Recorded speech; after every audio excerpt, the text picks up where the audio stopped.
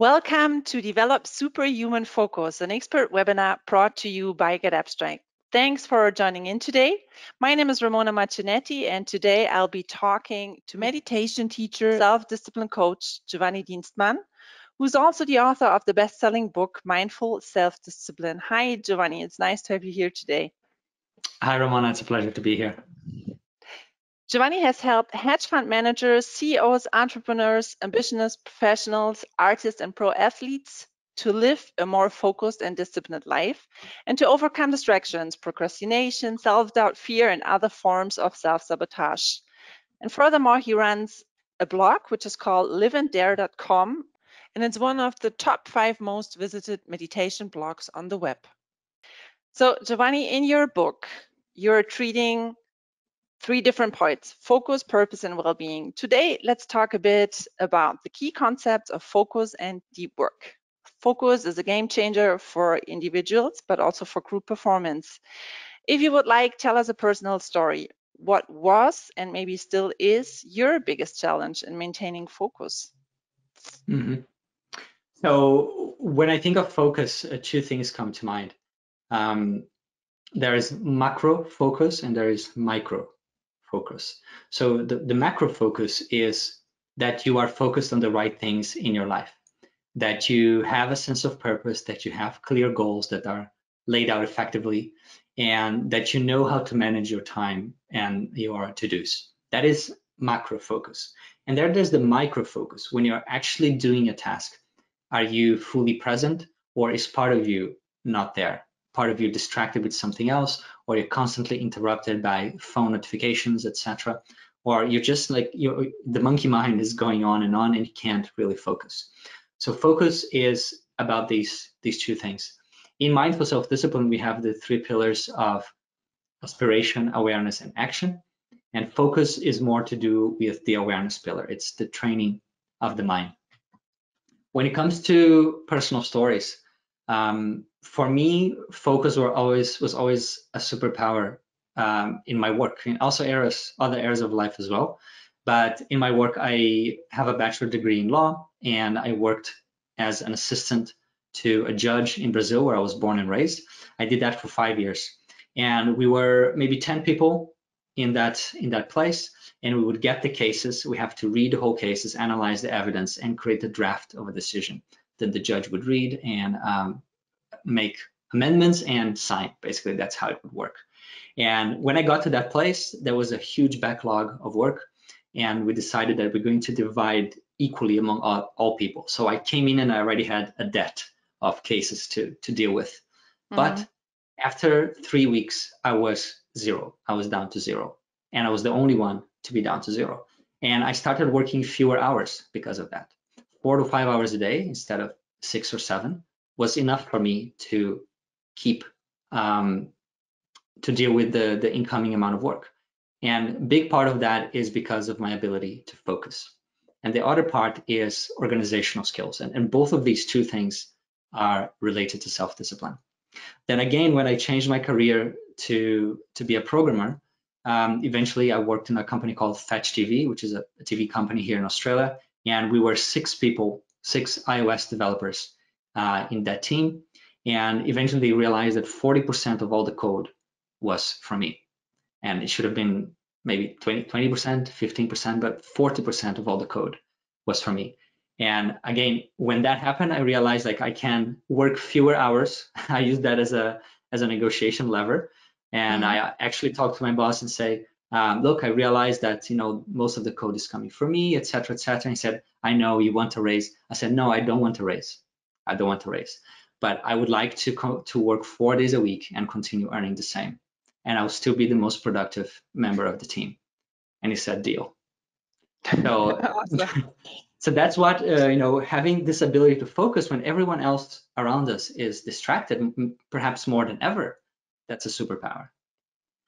Thanks for sharing. That's super impressive. Let's talk details. How does mindful self-discipline help when it comes to focus? How does it work? So when we're talking about the macro focus, it's about knowing your aspirations.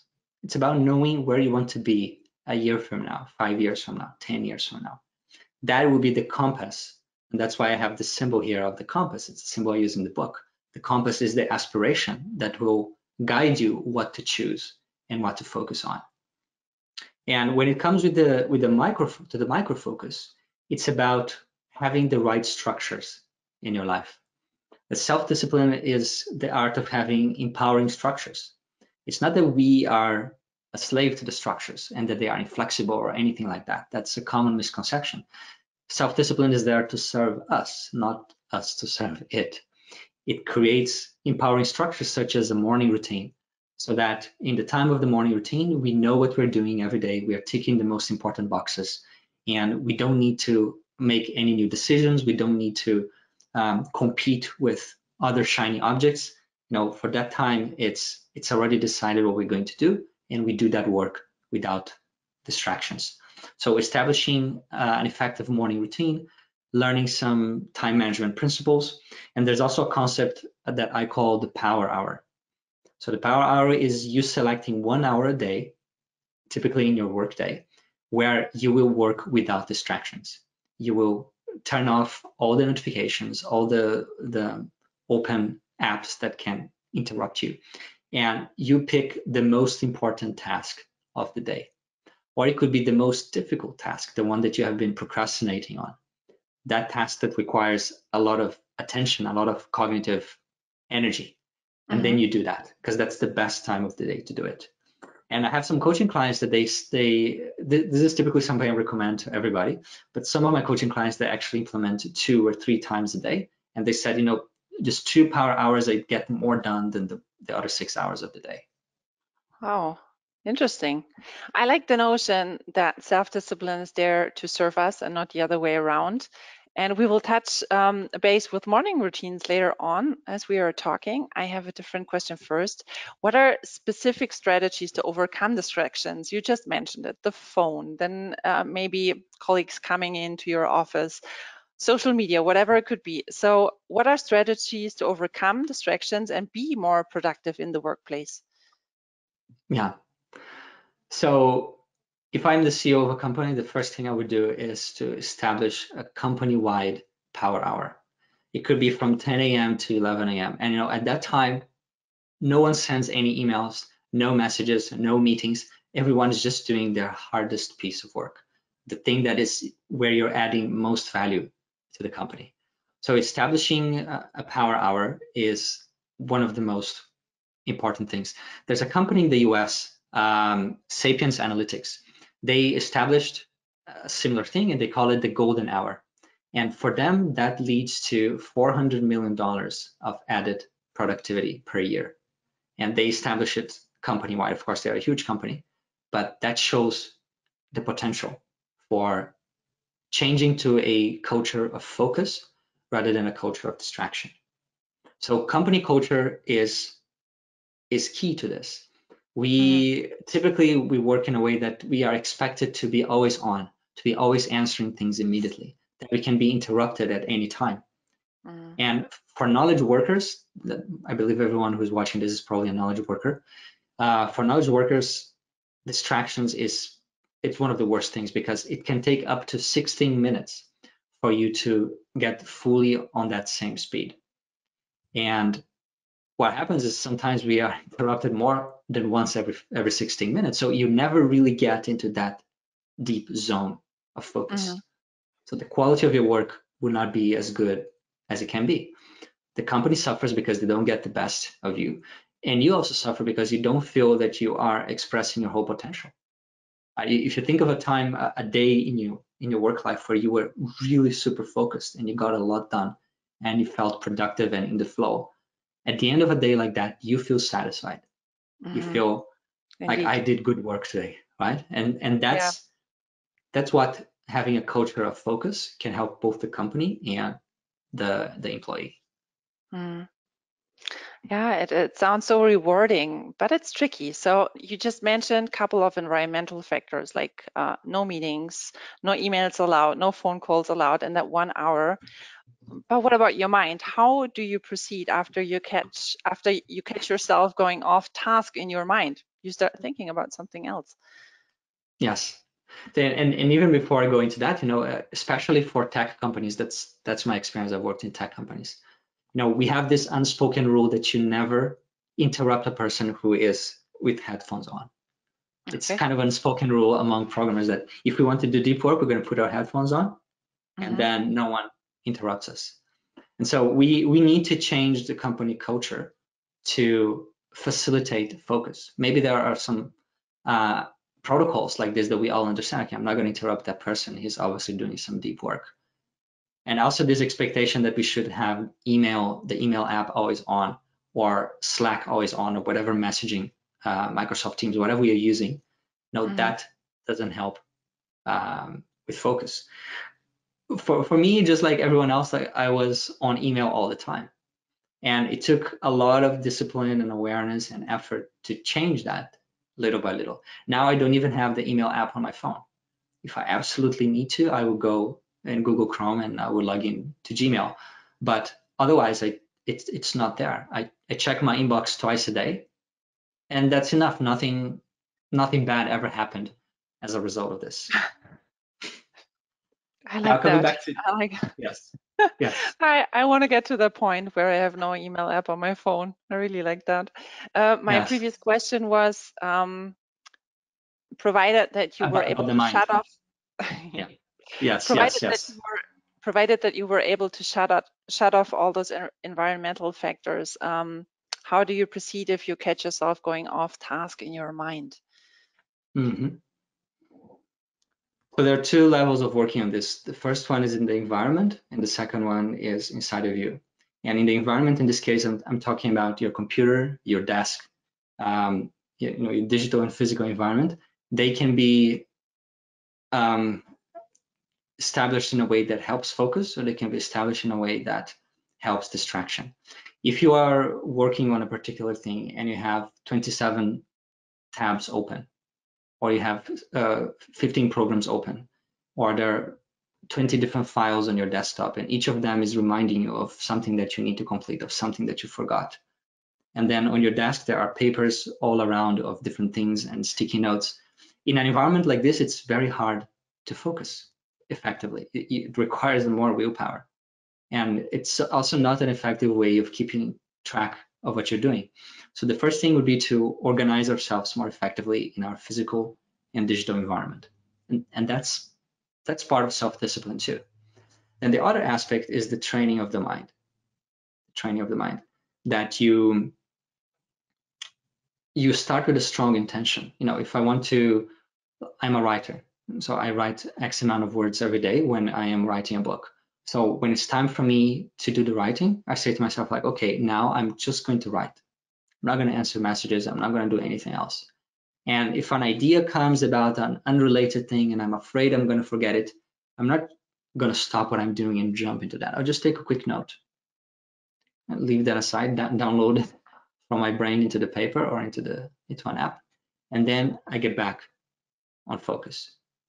If you have an effective system for dealing with tasks, then you don't need to be afraid that you're going to forget something. You're never going to forget anything, because whatever is a task, you have the habit of putting in your inbox, and you have the habit of once a day to process that inbox and prioritize things and put it on your calendar, etc.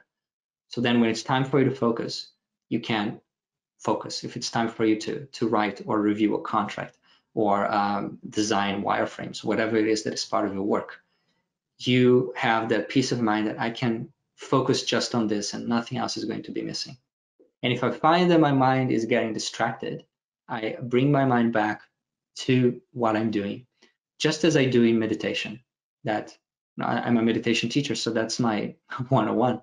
When you see that the mind is getting distracted away from the object of focus, such as the breath or a mantra, you become happy that you notice, and you make an effort. It's an effort of will. It's a training of willpower in a way.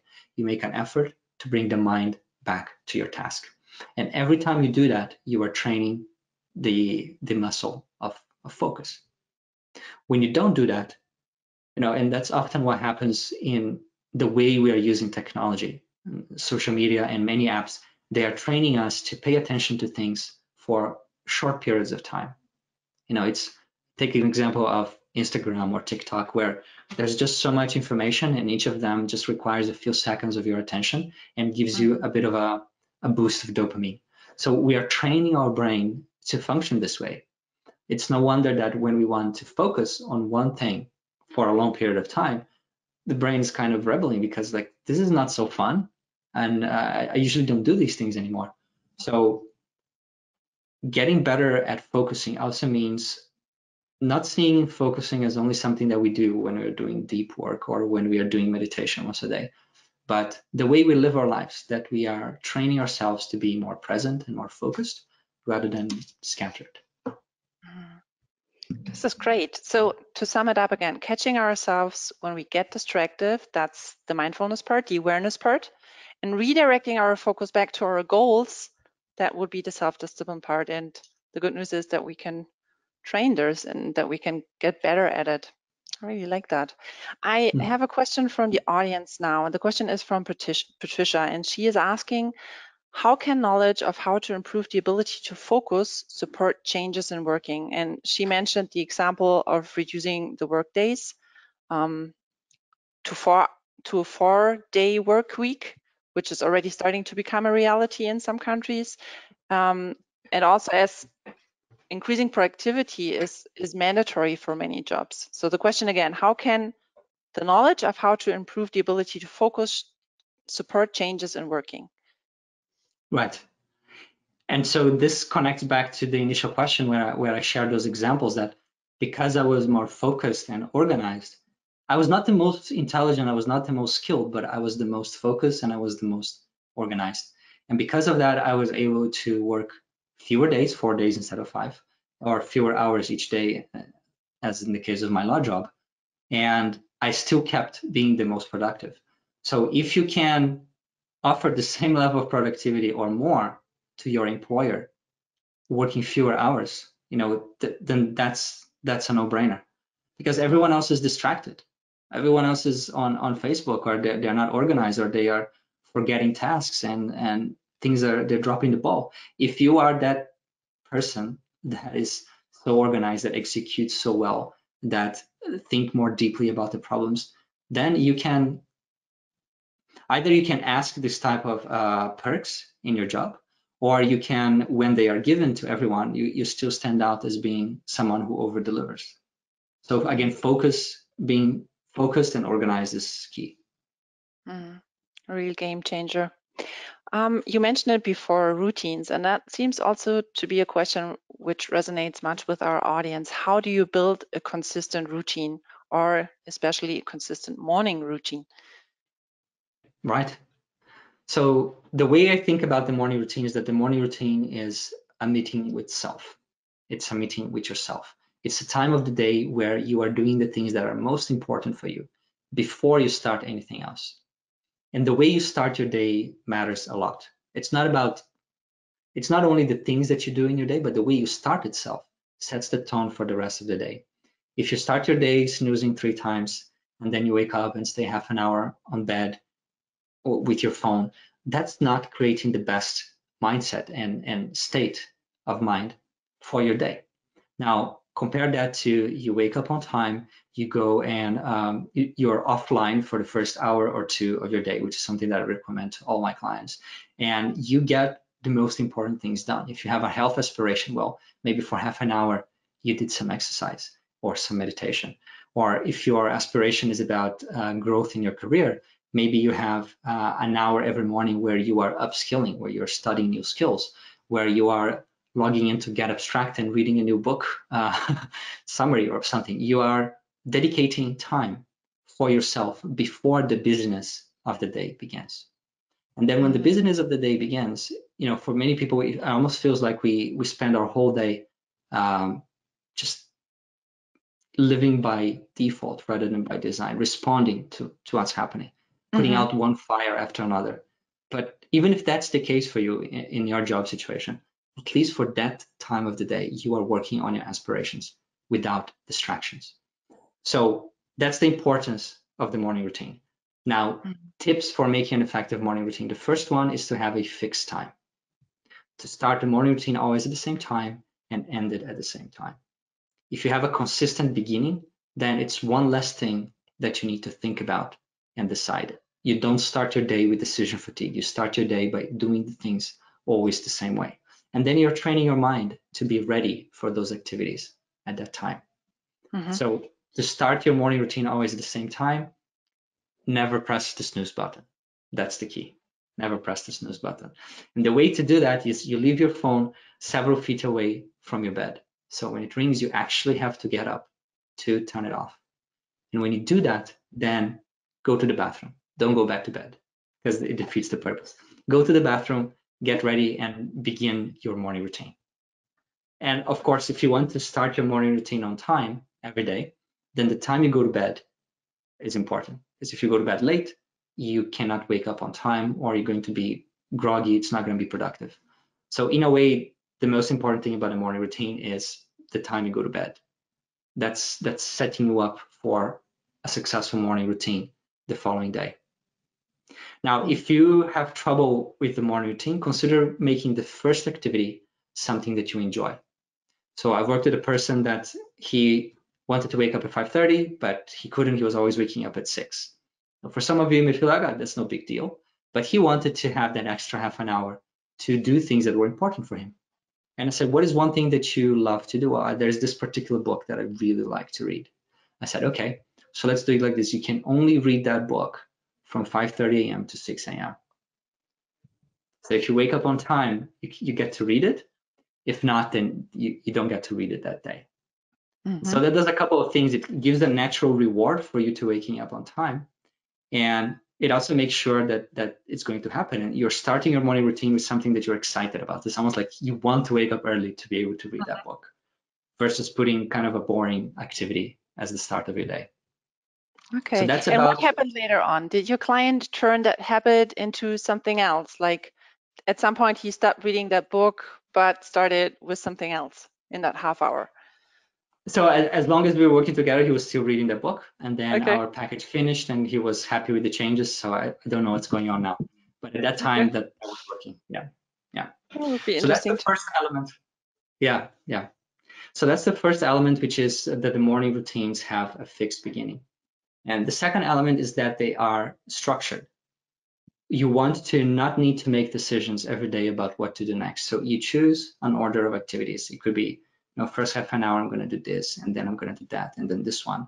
And you put these activities back to back, and you follow through. You finish one activity, you go to the other one. You finish your meditation, you do your exercise, or your shower, or your study, or your day planning.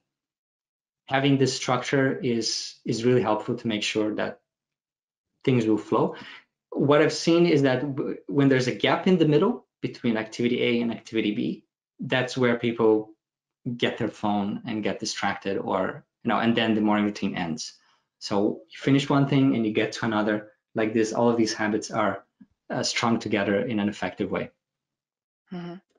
So that is structured. And if you have many habits or many areas of your life that you want to work on, don't try to put all of them at the same time. That's overwhelming. Maybe choose 2 or 3 and really make those a solid habit, and then you can layer other habits on top. Now, the third aspect of the morning routine, and there are 5, the third one is that it's focused. And that comes to what I said, that you wake up with your phone offline or in do not disturb mode without any notifications at all. Like you do not want to see red numbers on your apps or wake up with a notification center full of messages. That's not the best way to start the day. You start the day offline, you do everything that is most important for you, and then you can go online and do whatever you want to do. At least you have already ticked those important boxes in your life. And as you're doing each thing, you do them wholeheartedly. That's another aspect of focus. Many people say that showing up is half of the success, but what about the other half? The other half is how you show up. Are you just going through the motions, or are you really wholeheartedly present in what you're doing? If you're just sitting to meditate and kind of watching your breath because you know it's good for your health and it makes you focus better, that's one thing. But if you're really present, if you're intent on doing it better, that we have a completely different activity. Or you go to the gym and you're just kind of doing the workout versus you doing the workout and you're focusing on the muscles and visualizing that they're becoming stronger. That will have a completely different effect in that journey. So being focused. Then the other two elements are really quick to cover. One of them is that it should have a fixed length, ideally. It could be 30 minutes, it could be an hour, it could be 2 hours, depending on how much time you have. And you have that fixed length that this block of time is for me. It's my morning routine. You can consider booking that on your calendar, so there's that constant reminder and no one else can book anything.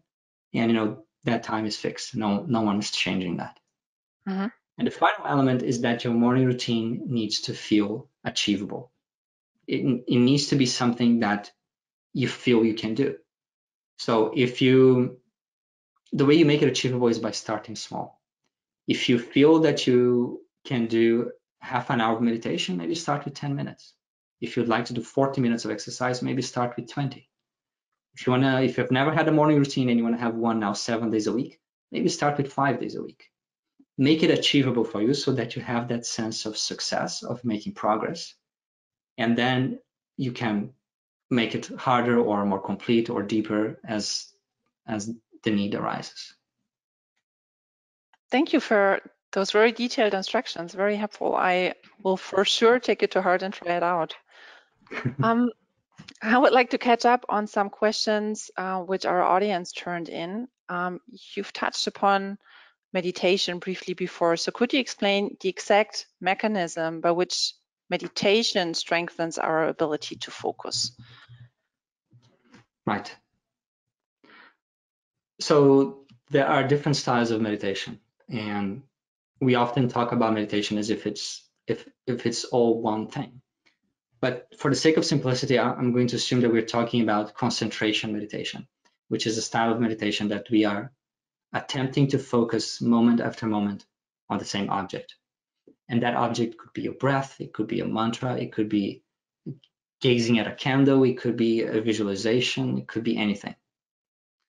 So what we're trying to do is we sit with an intention that I'm going to remain focused on this object moment after moment. And just having that intention itself is an act of willpower. It's an exercise of willpower. And you also have the intention that I want to become aware that when I'm going astray into thinking, into the monkey mind, as the meditation teachers call it, when I'm going astray, I want to be aware of that. I want to see that so that I can bring my attention back to the object of focus. So there is the training of awareness that you want to see you are monitoring your mind. People call this, in the research literature, this is called meta-awareness, that you are aware of the contents of your mind. So you're developing awareness and you're developing willpower. And these two things, you are exercising these two muscles, so to speak, multiple times each time you meditate. And both awareness and willpower, they are functions of our prefrontal cortex, which is the most evolved part of our brain. It's considered the most human part of our brain, as opposed to the reptilian brain, for example, which is the deep part of the brain that is related to anxiety, fear, stress, anger, etc. So as you can see, meditation is an exercise of the prefrontal cortex. And there are studies showing that with daily practice, after some months, this part of your brain gets thicker. And it's this part of your brain that is aware of the future, that holds a vision for yourself, that can work on long-term goals, that can exercise self-discipline. So meditation helps self-discipline, and self-discipline helps meditation. One thing, they're complementary. It's amazing how much how much you know about that already, about that whole, how the brain works and stuff. I find it very fascinating. Could you recommend a mini meditation practice to use before starting a deep work session? Is there anything specific that you recommend? And by mini meditation, you mean like how many, like 5 minutes, 1 minute? Yes and yes. Whatever you recommend. I mean, please go ahead. Yes. if you have 1 minute, I would say if you can do a 1 minute of focus meditation, that's probably going to be a reset for your mind. And if you already have a meditation technique that you're practicing, then practice that technique for 1 minute. You could be observing your breath, mantra, gazing, anything. Even if you just look outside and rest your eyes on the leaf of a tree or an object like this, and just remain gazing for 1 minute, your brain will cool down a lot. The eyes and the brain are very connected. There are many modalities of coaching and therapy that use the eyes and the movement of the eyes as a way to train the brain and even to overcome trauma. So the two things are really connected. If you can still your eyes on an object and you're not just looking at it, but you're seeing it, you're paying attention, that is a powerful way to still your brain. If you notice that you are in a state of emotional trigger, then perhaps a relaxation technique would be more useful than a concentration technique. You could close your eyes and do a quick body scan and see if you find a part of your body that is more tense or uncomfortable. Then you focus there and imagine that you're breathing in and out through that part of your body and bringing it back to a state of homeostasis, to a state of calmness and well-being. So there are many ways. If you already have a meditation practice, the easiest thing is to do 1 minute or 5 minutes of that practice. If you are in an office environment and you don't want, and it's kind of open office, which I particularly don't think is a good idea, but it's very popular these days, and you don't want people to know what you're doing, then you can just remain with your eyes open and rest your eyes on the computer monitor, not on anything in the screen, and pay attention to your breath and calm your breath. If you can calm your breath, then you can calm your mind. This is actually something that Pedro had been asking, and thank you for turning in that question. He was asking about a meditation technique that you suggest in an especially crowded and noisy office.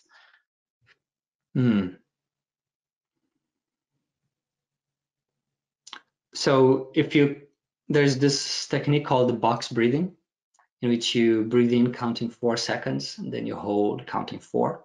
You breathe out counting 4, and you hold empty counting 4. And that's one cycle. You do 12 to 15 cycles like this. It's going to take you 3 minutes, maybe 4 minutes. And that already will calm down your nervous system. It will put you in a state where you're going to be able to focus more easily. And if 4 seconds is too difficult for you, you can do 3. If it's easy, you can do 5 or 6. The longer is the breath, the slower is the breath, the more you will be in a state of calm and focus at the end. Thanks. There's another question from Pedro. He's asking if there is an ideal number of mindful pauses to do during work hours to increase productivity. The hardest thing about mindful pauses is to remember to do them, right? Because it's one thing to have the intention, and the other thing is to remember to do it. But I would say that if you can do a mindful pause in the middle of your morning and a mindful pause in the middle of the afternoon, that's already a really solid beginning.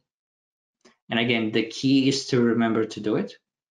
You could put an alarm on your phone. It could be using the reminders app. Anything that kind of triggers you, because otherwise we tend to just go with the flow. So find a way to remind yourself to pause at least once in the morning and once in the afternoon. And I think that that's a solid beginning. Once that becomes a habit, then you can layer other pauses. There was a time in my life that I was using a Fitbit for this very purpose. I had 5 or 6 alarms, and it would buzz. And when that happens, I would take a minute to calm my breath and perhaps do a mini meditation. So you could use an Apple Watch or a Fitbit or one of these smartwatches to remind you to get back to the practice. Okay, you kind of already answered my next questions. A question from me, who I'm a meditation newbie. Do you have any advice that you can give someone who's starting or who wants to start a meditation practice? Are there any do's and don'ts? Can I make a wrong choice? Can I pick the wrong meditation for myself? Is it trial and error? Yeah, good questions. There are many different styles of meditation, and it's important to find one that works for you. The best way to do that, if either you work with a teacher that knows different styles and can kind of guide you, or have a talk with you and say, probably this type of meditation will suit you best. If not, then you experiment with different practices. Get a list of practices or guided meditations that you feel attracted to, and try each of them for 3 days or maybe 1 week each, and observe the effect that they have on you. If they're not doing anything, maybe you want to try another one. If you like them, if your mind is naturally attuned to that way of meditating, then keep it. I would say that the most important thing in the beginning is to build the habit. So start small. Could be 3 minutes a day, could be 5 minutes a day. Start small, build it a daily habit, and then you can increase 1 minute a week. And 1 minute a week doesn't feel like anything, but by the end of the year, you're doing some decent meditation practice. Mm-hmm. So consistency is important. Yes. Okay. We have been talking about the workplace, about practices for the workplace, and here's a question which comes from Thomas. He is asking about specific methods for deep focus and non-procrastination in the home office. Are there different possibilities for us in the home office? The home office for some people can be a more distracting environment than the actual office. Mm. Again, the environment, tweaking the environment can help. So if you can actually have a separate room rather than just working from the dining table, that's already a really good start. If you can communicate with the people in your household that from this time to this time, please don't interrupt me. And treat your working hours as you would treat your shift at work. Just drink a bit of water. I will do the so same. That so that you are not kind of going to the kitchen all the time and having a snack, or going and doing other things. That's what makes it challenging to work from home, because we have more freedom. And when we have more freedom, we need to be more aware of how we are using that freedom, because we may tend to use that freedom, that space, in a way that feels comfortable, but is not really helpful for our goals. So I would say try to establish good structures in terms of time and space, and everything else that we talked about remaining focused at work, practicing meditation, doing the power hours, all of that applies. Okay, thank you. There is a question from Rohan. He's asking, are there any specific recommendations for people with ADHD? ADHD. Yes. So I've helped several people with ADHD and ADD. And in a way, everything that we are talking about in terms of self-discipline applies to you if you have ADD or ADHD. The difference is that it's going to be harder for you, because self-discipline is an exercise of the executive function of the brain. And that function is not so strong or so active if you have ADHD. In that case, now all of this applies, but I would say pay more attention to the environment. Scaffold your environment in a way that you have multiple reminders that remaining focused is the easiest thing to do. And that could mean using certain apps such as Self-Control, Freedom, Cold Turkey. These are names of 3 apps, and I have nothing to do with them. I just like the concept. So basically, these apps block your access to certain websites, so that your environment, there are fewer distractions on your environment. You also need constant reminders. Right? ADD people, if it's out of sight, it's out of mind in many cases. So you need constant reminders about what to do next. And it will be wise for you to rely more on your environment than on willpower. A lot of people who have done deep study on ADD, one of them, I forgot his name now, but he says that ADD should actually be called IDD, intention deficit disorder, not attention deficit disorder, because you have attention, You cannot control it. You make an intention to do something. Okay, I'm going to follow this time management technique, and then 5 minutes later you forgot about it. That's ADHD. So you need a stronger intention, yes, but you also need reminders. You need something in your environment that keeps bringing you back to your intention. And be patient. The journey is the same in a way, but it's going to take longer for you. It's going to be a little bit harder for you. Especially, many people with ADD, they thrive in environments that are more creative by nature and professions that are more creative by nature. But professions that require deep focus on cognitive work, that can be challenging. Professions that require a lot of organizational skills, that can be more challenging. It doesn't mean that it's not possible. It's just that you're going to have to put more effort to get that result. And knowing that, you can make that decision, but just expect that you will need some patience and perseverance to make it. And then don't compare yourself, because that doesn't help. That you say, like, I know that guy, he can focus so easily, and I need to make so much effort to be able to focus. That doesn't help you. Just do the best you can. You have also strengths that other people who can focus easily, they don't have. So as much as possible, try to maximize your strengths and work around your weaknesses. That's a very positive approach. What I got from the questions that our audience sent in is that many people struggle with finding focus and maintaining focus. So thank you very much for your hands-on advice, Giovanni. I hope and I think that we brought value to our audience today. There were many good tips, which I myself want to apply right away. Thank you also for the audience again for turning in those great questions. You will receive the recording of this session in the next days to again go into what Giovanni said, the very detailed explanations, which were great. To learn more about the topic, please make sure to grab the summary and also to grab the book, Mindful Self-Discipline. And for more relevant content, check out the channels in the Get Abstract library. There's, for example, mindfulness, personal accountability, goal setting, and so on. There's a lot of great content out there.